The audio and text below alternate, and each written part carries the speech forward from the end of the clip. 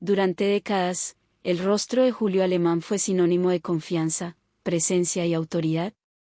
Para el público, era un galán sólido; para los productores, una apuesta segura; para la industria, una figura que parecía inmune al paso del tiempo. Sin embargo, detrás de esa imagen cuidadosamente construida, existía un hombre marcado por decisiones extremas, silencios prolongados y episodios que jamás dejaron de perseguirlo.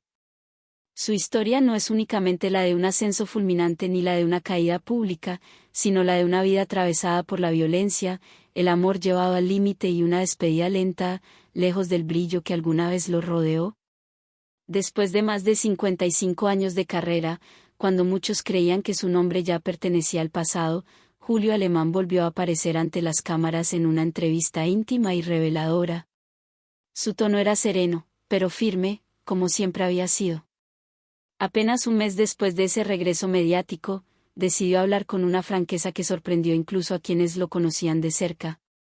Confesó que había sido diagnosticado con cáncer de pulmón casi 3 meses antes. Lejos del dramatismo esperado, aseguró no sentirse dominado por el miedo. Al contrario, dijo que la enfermedad le había otorgado algo inesperado: tiempo. Tiempo para mirar la vida con otros ojos, para acercarse más a sus hijos, a su esposa, a sus amigos y a su trabajo, que seguía siendo una parte esencial de su identidad. Con la misma determinación que lo había caracterizado durante décadas, Julio volvió a uno de los episodios más oscuros de su vida, aquel homicidio ocurrido en legítima defensa al intentar proteger a su esposa durante un asalto en su propia casa. Recordó cómo los delincuentes irrumpieron violentamente, cómo ataron a su mujer con alambre y lo empujaron a una situación sin salida. No abrió la puerta al miedo, defendió a su familia. Un solo disparo cambió el curso de su vida para siempre y dejó una cicatriz imborrable en su legado. La conversación también revivió una polémica que lo había acompañado durante años: la presunta paternidad reclamada por el comediante Julio Vega. Alemán no ocultó su incomodidad. Se preguntó por qué un hombre de más de 50 años decidiría buscar de pronto a un padre y sugirió que la aparición del reclamo coincidía sospechosamente con su diagnóstico médico. Vega, por su parte, aseguró que había reconocido el parecido por sí mismo y que más tarde su madre confirmó la historia. Julio insistió en que jamás supo de la existencia de otro hijo y defendió su postura con firmeza. Otro rumor antiguo también volvió a la superficie: un supuesto romance con la cantante ciega Cristal. Con mesura y respeto, Alemán confirmó la relación sin alimentar el sensacionalismo. Eligió el silencio como una forma de dignidad. A lo largo de la entrevista dejó clara su lealtad profesional. Como actor exclusivo de Televisa, reiteró su compromiso con la empresa, con los medios y, sobre todo, con el público que lo había acompañado durante generaciones. Habló abiertamente de vivir con cáncer desde diciembre de 2011. La quimioterapia ya formaba parte de su rutina diaria. Aunque mantenía la esperanza, también era consciente de la realidad. Expresó su deseo de sanar, de ganar algunos años más, pero afirmó estar preparado si el destino decidía lo contrario. Incluso en medio de la enfermedad, se consideraba afortunado, seguía trabajando, no sentía dolor y agradecía cada día que se le concedía. Poco más de un mes después de hacerse pública la noticia de su enfermedad, Julio Alemán volvió a sorprender al público al regresar al escenario con el musical Perfume de Gardenia. Su decisión conmovió profundamente a la industria y a los espectadores. Explicó que, pese al cáncer de pulmón, se sentía fuerte y sin dolor. La producción ajustó horarios, traslados y condiciones médicas para garantizar su bienestar. Siempre estuvo rodeado de personas de confianza y acompañado en cada aspecto de su salud. Cuando Julio pisó el escenario, el teatro estalló en una ovación de pie. Visiblemente emocionado, agradeció el cariño y reflexionó con orgullo sobre sus 55 años de trayectoria.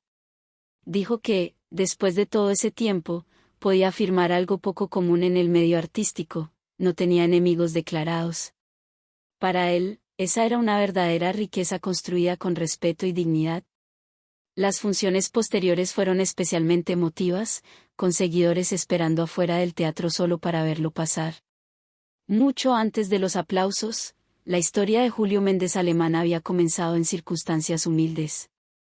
Nació el 29 de noviembre de 1933 en Morelia, Michoacán, en el seno de una familia numerosa y conservadora.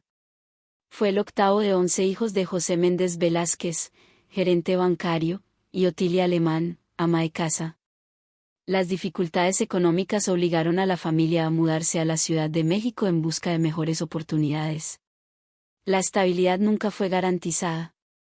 Aunque se formó como ingeniero textil y agrícola y llegó a tener un empleo estable, Julio nunca sintió que ese camino le perteneciera.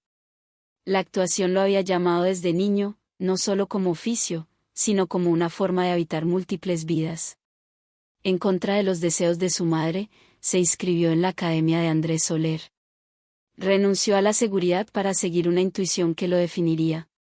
Su primera gran oportunidad llegó casi por accidente, cuando el director teatral Javier Rojas le ofreció un papel al notar su presencia durante un ensayo. Un actor había faltado y Julio estaba ahí, observando, soñando. A partir de ese momento, su destino cambió. Más tarde llamó la atención de Gregorio Wallerstein, quien le ofreció un contrato exclusivo de 5 años tras verlo cantar y tocar la guitarra en una obra. Ese contrato lo llevó a compartir pantalla con figuras como Pedro Armendáriz y Rosita Quintana. La consagración llegó en 1958 con Senda Prohibida, el primer melodrama televisivo de México, donde protagonizó junto a Silvia Derbez. Su talento y atractivo lo convirtieron en un galán inmediato. En 1961, Los Hermanos del Hierro, dirigida por Ismael Rodríguez, consolidó su prestigio. La cinta recibió reconocimiento internacional, incluida una nominación al Globo de Oro. En 1968, Corazón Salvaje definió para siempre su imagen artística. El personaje fue tan poderoso que jamás volvió a repetirse con la misma fuerza. Décadas después, regresó a esa historia como narrador y juez en una nueva versión televisiva. Aunque esa adaptación no conectó con el público, su legado permaneció intacto. En 1969, con El Tunco Maclovio, se consolidó como un ícono del western mexicano, dotando de profundidad a un personaje marcado por la culpa y la lealtad. Su vida personal fue igual de compleja. Se casó 2 veces y reconoció públicamente a 6 hijos. Amó profundamente a Esperanza, conocida como Moru, con quien compartió décadas de vida y 4 hijos. A pesar del éxito, los productores le advirtieron que el matrimonio podía afectar su carrera. Él decidió casarse en silencio. El amor, para él, no era negociable. Sin embargo, la fama, las tentaciones y las contradicciones terminaron por desgastar la relación. Años después, volvió a casarse con Alina, con quien tuvo gemelos y encontró una felicidad renovada. Aún así, las controversias no cesaron. El reclamo de paternidad reapareció, esta vez de forma directa, cuando un joven se le acercó tras bambalinas y afirmó ser su hijo. Julio exigió que el asunto se resolviera legalmente mediante pruebas de ADN, que nunca se realizaron. Años después, ambos incluso compartieron escenario en una obra teatral, lo que reavivó la atención mediática. Cuando su salud se deterioró, surgieron rumores sobre herencias y testamentos. Alemán los desmintió, insistiendo en que los asuntos familiares debían resolverse en privado. Uno de los episodios más traumáticos de su vida ocurrió durante un asalto en su hogar. Al regresar inesperadamente a casa, encontró a su esposa atada y a los delincuentes armados.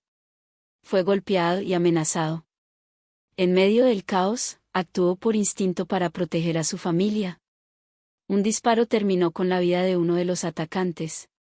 Fue exonerado legalmente por legítima defensa, pero las secuelas emocionales fueron devastadoras.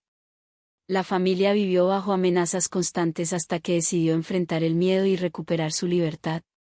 En sus últimos años, Julio Alemán enfrentó el cáncer con serenidad. Aunque dejó de fumar con dificultad, respondió positivamente al tratamiento.